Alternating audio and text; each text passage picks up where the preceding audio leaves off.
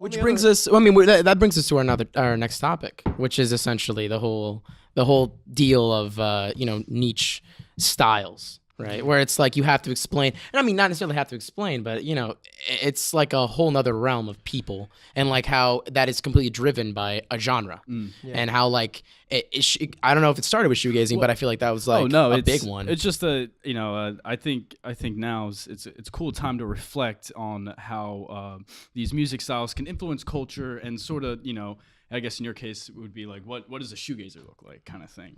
I mean, Serge has been talking about this because of the Fleet Foxes just put out a new song, right?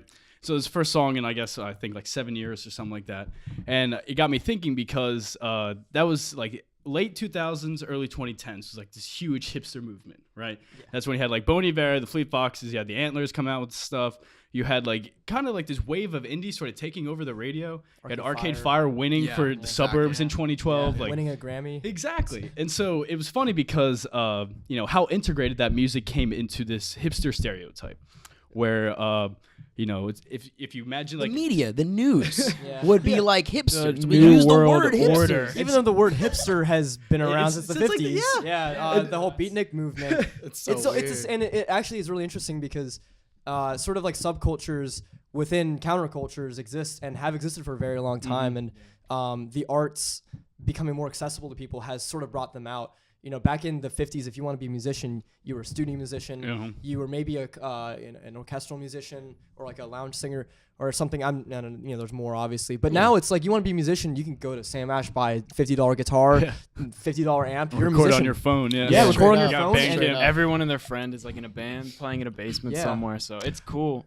But I think it's crazy because with this, going back to this whole hipster thing, was that when someone said hipster, you kind of immediately thought, was it like a beard, thick rim glasses, flannel, like Starbucks coffee, a MacBook. It was a fashion. It was like and then visual thing.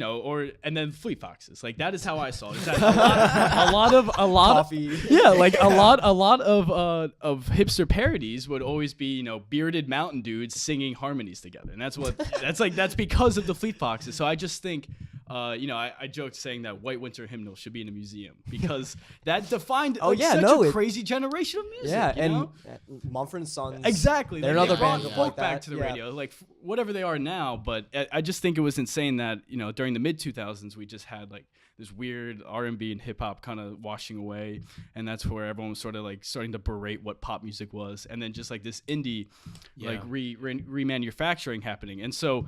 Now in the year 2017, we have all these indie artists again, like sweeping back. We have Bon Iver just come out with a new album. Arcade Fire's come out with one. Gorillaz is coming out with one. Oh yeah.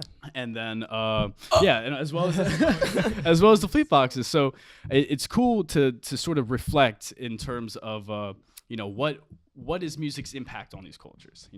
Like what.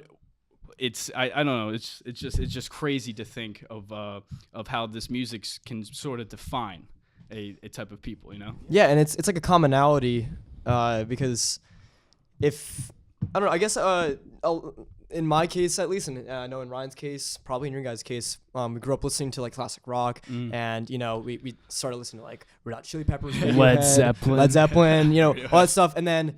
We were like, okay, I've listened to this for 2 years now. What can I listen to now? And then that's when you start getting into newer music that's even more interesting. Yeah, someone shows you one weird band. Someone shows you Radiohead and you're hooked. Yeah, and then you're gone. And it's that's cool not because that's not dissing classic rock or anything. I mean it's amazing music. All like stuff. I love all like earlier stuff Rush. like funk, reggae, like classic rock, like everything. Like there's so much good music before, and there's so much good music now that I feel like you can't make a case for like.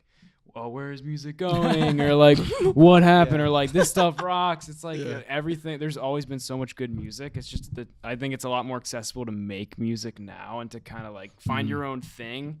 And also, you can listen to a bunch of different styles of music, and that kind of throws people too. Instead of like, oh man, I'm gonna go. I shop at this record store, and they only sell punk records and like strictly brands. Yeah, it's like appealing to certain crowds of people. But now you can walk into a record store and there's like, oh, there's Kendrick Lamar, and then there's like Katy Perry, and then there's D'Angelo, and then there's like Death Grips. and Death Grips, and then there's like preoccupate. Like there's all these weird like kind of meshes of cultures. And that it's kinda come so together. cool because I think now more than ever is that's what that versatility should be.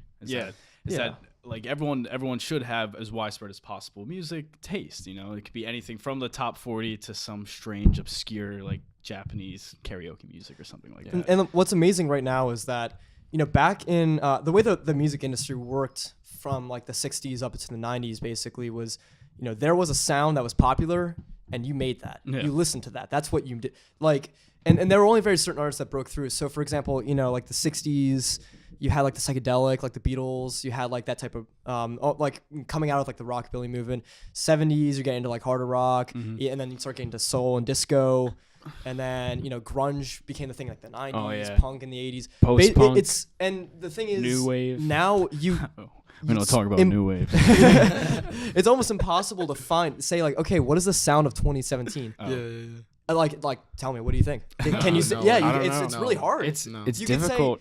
Hip hop has made such a resurgence too, because it was like you were saying, it was kind of dying down. Not dying down, but it was just definitely got going. washed out. It was getting going through a dull. change. And now it's about high fashion. Oh, and that's Young something- Thug is the most fashionable. Right. man on the That's planet. crazy too. Is that you know, what is that paradigm shift where you had that's what gangster rap was. It was all about Yeah. it was, and that's what And now it's scared a just bunch bougie of white shit. Yeah. families back in the late 90s, early 2000s. Yeah. And then now in this time, like we have all these high rappers who are super into fashion and arts, and they go to shows, and a lot of them are defining like these gender stereotypes that were totally a problem and issue in their lyrical content, like, you know, like years prior. So I think it's cool to see how sort of creative and open everything has been getting a lot, especially within the different sects of music. It's like you go from Go Kid Mad City to Pimp a Butterfly.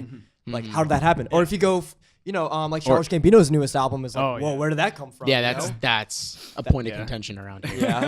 Like And- Donald Glover listened to Parliament Funkadelic once, and he was like, What? Funkadelic album? He listened to Maggot Brain. He's like, let's do it.